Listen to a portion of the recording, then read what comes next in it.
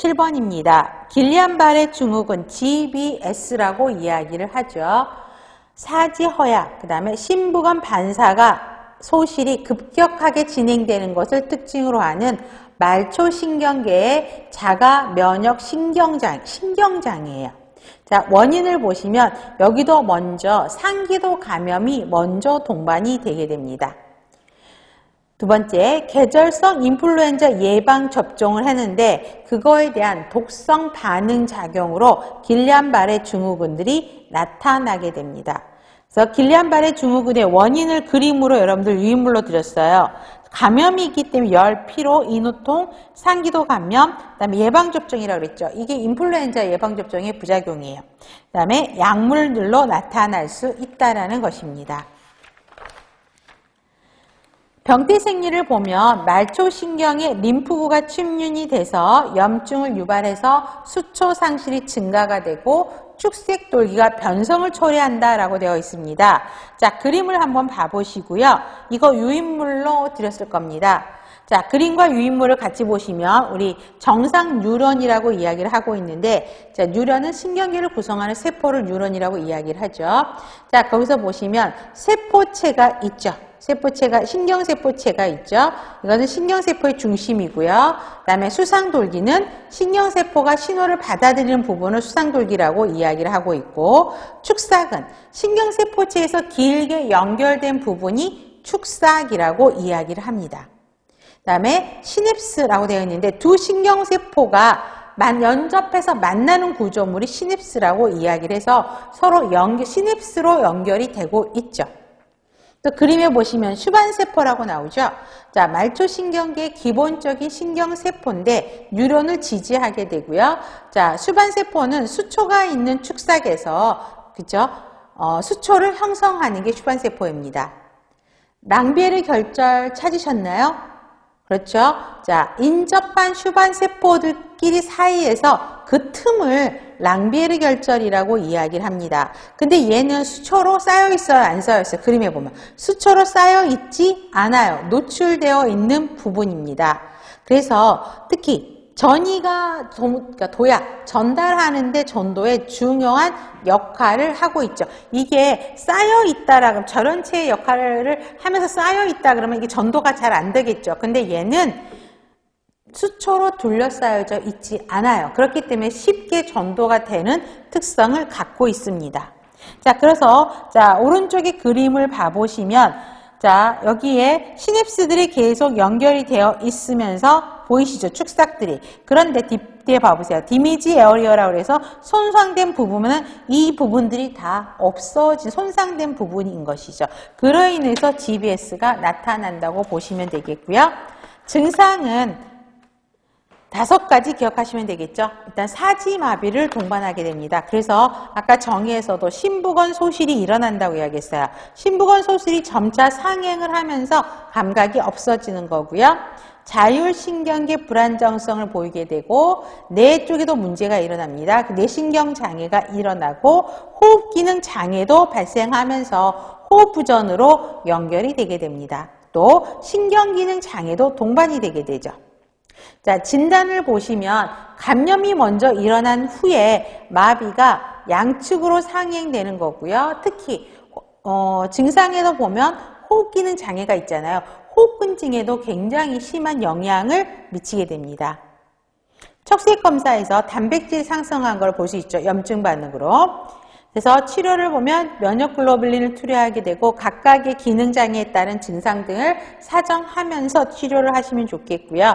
간호는 최적의 신경기능을 달성하도록 하고 합병증 없이 회복하도록 촉진하는 게 목표겠죠. 그래서 호흡근에 영향을 빠르게 영향을 미치기 때문에 호흡을 지지하는 요법을 하셔야 되고요. 못 움직이잖아요. 부동과 관련된 합병증을 관찰하셔야 되겠죠. 그래서 부동이면은 욕창 발생할 수 있죠. 피부통합성 관찰하셔야 되고 또 체위 변경, 그 다음에 자세를 수시로 바꿔야 되고 수동적인 관절 운동들이 이루어져야 되겠죠. 그 다음에 합병증이 폐색전이에요. 폐로 영향을 미치죠. 그래서 폐색전 동그라미, 폐색전을 예방하셔야 돼요. 왜 그러냐면 호흡근에 영향을 빠르게 미치기 때문에 호흡부전으로 인한 사망을 유방할 수 있어요. 그래서 그거를 막으실 수 있는 합병증 예방 간호들이 이루어져야 되는 것입니다.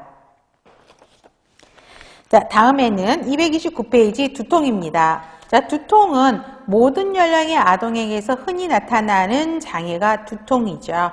자, 그래서 원인을 보시면 1차성 두통과 2차성 두통으로 나눠집니다. 자, 1차성 두통, 편두통이죠. 편두통을 다른 말로 뭐라 그러냐면 혈관성 두통이라고 이야기를 하죠.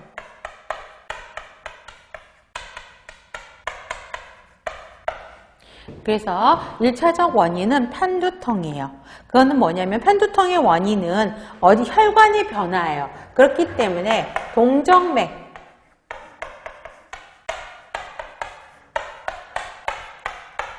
동정맥의 기형에서 유발되는 게 혈관성 두통입니다. 두 번째, 긴장성 두통이죠. 앞에 긴장이에요. 그러면 긴장성 두통은 뭘로 인해서 나타나냐면 스트레스로 인해서 나타나요. 스트레스를 받아서 그쵸 긴장을 하게 되죠. 그러면 그거의 스트레스로 인한 긴장의 결과로 그러니까 두통이 나타나는 것이죠. 다음에 나오는 게 군집성 두통은 나중에 또 다시 설명을 해드릴 거예요. 그래서 군집성 두통이 있고요. 또 하나 더 써놓으시면 한 개만 더 써놓으세요. 두개내압 상승이요. ICP 상승. 그래서 두개내압 상승을 하게 되면 어때요? 수두증 같은 게 두개내압 상승이 되죠. 또 이쪽에 두개내압의 어떤 병소들이 있게 되면 내압이 상승하죠. 그렇기 때문에 우리 기본적으로 대표적으로 두개내압 상승할 때 나타나는 증상이 두통이죠. 그래서 1차성 두통을 보시면 될 것 같고요. 자, 2차성 두통은 여러 질환에 의해서 나타나는 것들이 2차성 두통이죠. 그래서 2차성 두통은 굳이 이런 게 있구나만 봐도 되고요. 1차성 두통을 조금 구별하시면 좋겠습니다. 자, 치료를 보면 원인은 제거해야 되겠죠. 제일 먼저. 그 다음에 약물 치료들이 일어나게 됩니다. 자, 특히 염증이라든가 어떤 질병이 있다거나 손상이 있다 그러면 뭐가 분비되죠? 그렇죠?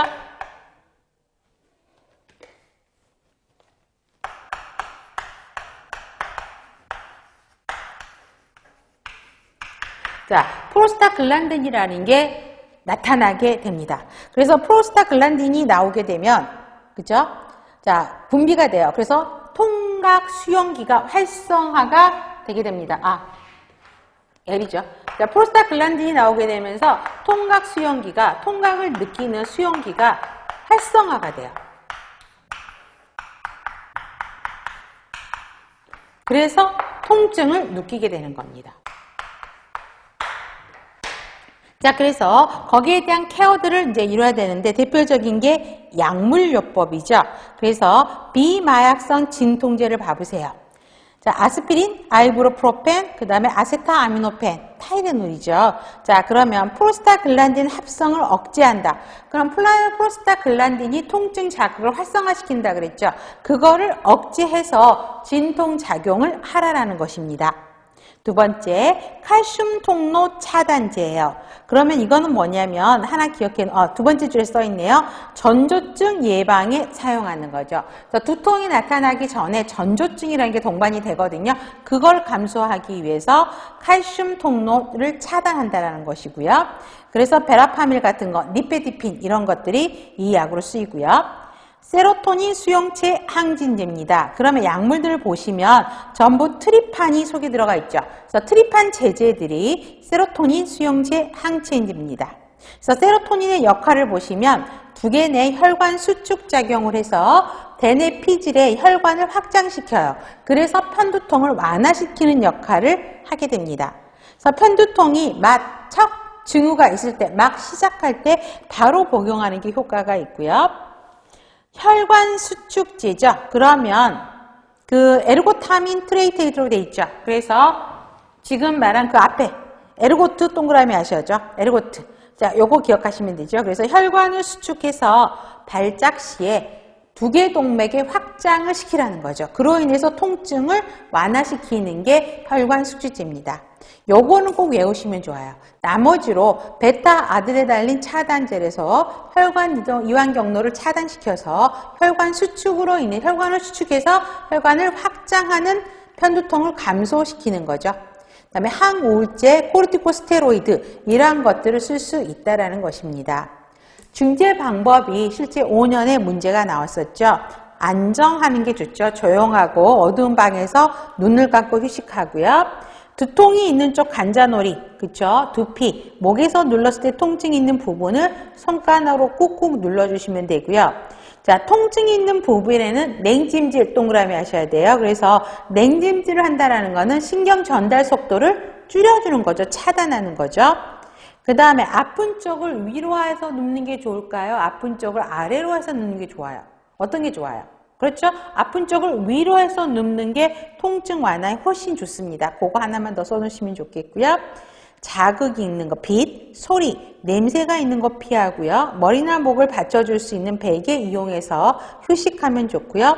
스트레스로 인해서 또 아까 긴장성 두통을 유발한다 그랬었죠. 그렇기 때문에 스트레스 상황을 피하라고요.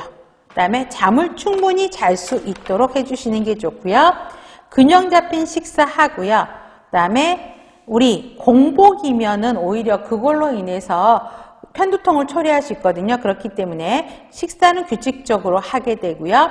편두통 유발 음식이라고 되어 있는데, 자, 편두통 유발 음식이 어디서 나오지? 여러분들 231페이지에 원인에서 제일 밑에 땡, 세 번째 땡 봐보세요. 초콜릿, 치즈 등 티라민이 많이 들어가 있는 식품이요.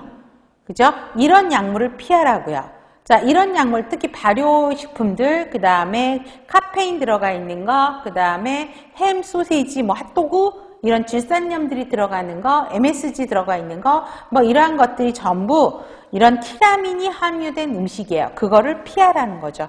그 다음에 규칙적인 운동을 하고 이완요법을 하는 게 통증을 완화시키는 간호중재에 속합니다. 그래서 그 간호들을 조금 중재들을 정리하시면 좋겠습니다.